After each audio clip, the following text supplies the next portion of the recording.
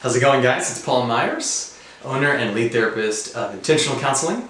We are a group practice in Frisco, specializing in mental health.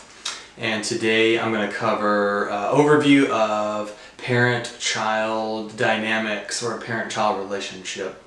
I have lots of clients that come in and they are struggling with their relationship with a parent, or maybe they have some unresolved feelings from their childhood, from their parents. Is very powerful. And so we're going to cover some examples of healthy parent-child dynamics and an unhealthy parent-child dynamic. So one of the terms in the psychology world is called role reversal. So role reversal is when the appropriate parent-child dynamic gets completely inversed. So rather than the parent taking the lead role and the main source of responsibility for that relationship with the child, instead the child is made to be responsible for that relationship instead. So what happens a lot of the time in role reversal is the child becomes the parent and the parent becomes the child as far as the dynamic is concerned for the responsibility of the relationship, right? So let's do a quick visual. I drew some examples out visually to kind of show the difference so you can see what we're talking about. So the healthy dynamic between a parent and child, really ultimately, and if I'm summarizing it, the parent accepts responsibility for that relationship fully. The parent doesn't look at that relationship as a two-way street, or it's the child's responsibility to me. They look at it like it's my responsibility as the parent to meet the needs of my child, to pour into my child. Rather than making it about myself as the parent, I'm making it more about the child and their needs. So that would be a healthy dynamic. So an example here would be, the child has needs, and as we all do, we all have needs, we're human, right? And the child has full emotional spectrum and expression of their needs, of their feelings, of their thoughts. And they feel that freedom to express fully. It's encouraged, right? And the parent responds in a healthy way. The parent contains the child's needs and meets those needs accordingly, right? Not making it about themselves, but instead delivering upon those needs for their kid, right? And the result is the child then feels some sense of safety, some sense of trust. They feel secure, they feel valued and loved, and it's a very positive result in that child. And they develop and they grow and they really benefit from that, really. So it's kind of one-sided, where the parent is doing the meeting of the needs, the child is receiving. So the parent's giving, child is receiving. That's a healthy dynamic, right? Unhealthy dynamic. So we have role reversal. So role reversal is the child has needs, because we all have needs as human beings, and the parent's needs then overpower the child's needs. So the parent has full emotional expression and disclosure. With role reversal, we see this a lot, where parents take their feelings, their needs, their thoughts, their struggles, and they really dump it on their kid. And they use their kid, not intentional. This is a lot of the time unintentional. Parents don't do this on purpose. But a lot of the time they use their kid to support them, or to vent to their kid, or use their kid to meet their needs, rather than the other way around, right? So in an unhealthy dynamic, the role reversal dynamic, the child's needs then get overpowered by the parent's needs. So it becomes about the parent. And then what happens is the child wants a relationship with their parent. They desire that connection and that approval from their parent.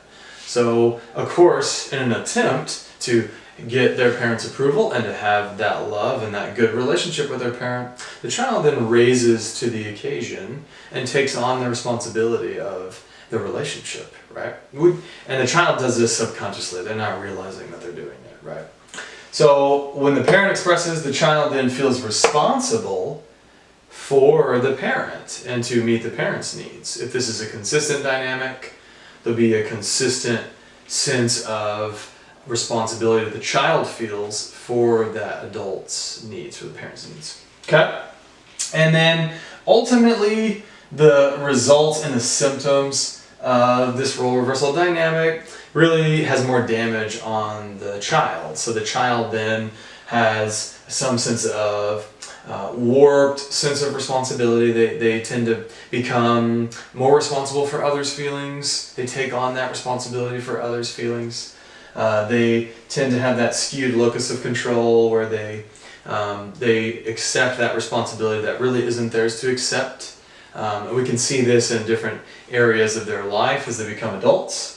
There's also a high degree of independence that's created in the child. Because you have to be. You're not only trying to figure out your own stuff as a kid, but you're also having to be there for your parent as well. And so it's very independent role is required in order to survive, right? So we also have a discouraged expression emotionally. So the child's needs, it's actually discouraged for them to express, because when they do express, it really just becomes about the parent and about their needs and their feelings instead, right? So then the child learns that expressing their feelings really doesn't do them any good. It really just becomes about the other person, and that they don't really want to express their feelings anymore. So it's a discouraged expression emotionally. They tend to be emotionally stunted because of that, because they're not accustomed to dealing with their own feelings and growing emotionally and learning how to feel their feelings and deal with them directly instead of their concerned about the needs of others and taking on that responsibility. And they're less focused on things they need to do for them, right? And the last thing is lots of insecurities that come with it. Because as a child, we need approval from our parent. And if it's always about the parent and always about our parents' needs, we're not really getting that approval. We're trying to meet our parents' needs.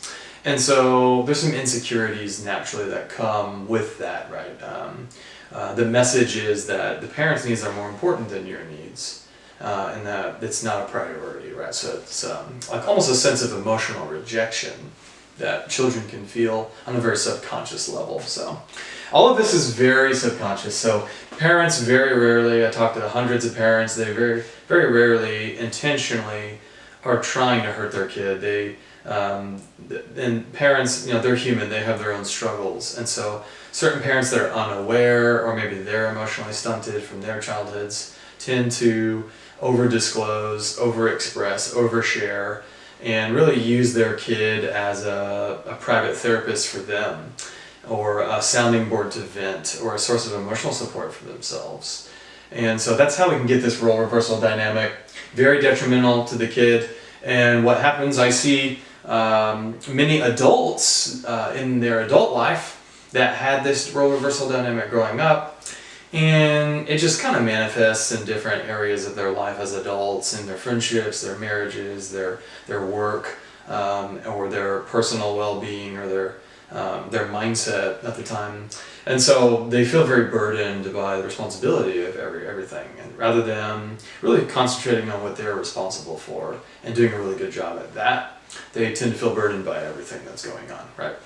So all that's really generalized. I could go in much more detail about these, but that gives you an overview of what a healthy parent-child dynamic is supposed to look like versus a really common role reversal that we see. So if you have not done counseling or you don't have a therapist, I would be really happy to help you. If you are looking for therapy, feel free to go to www.intentional-counseling.com. There's myself and many therapists that are available. We would highly encourage you to seek help just for people who want to be better.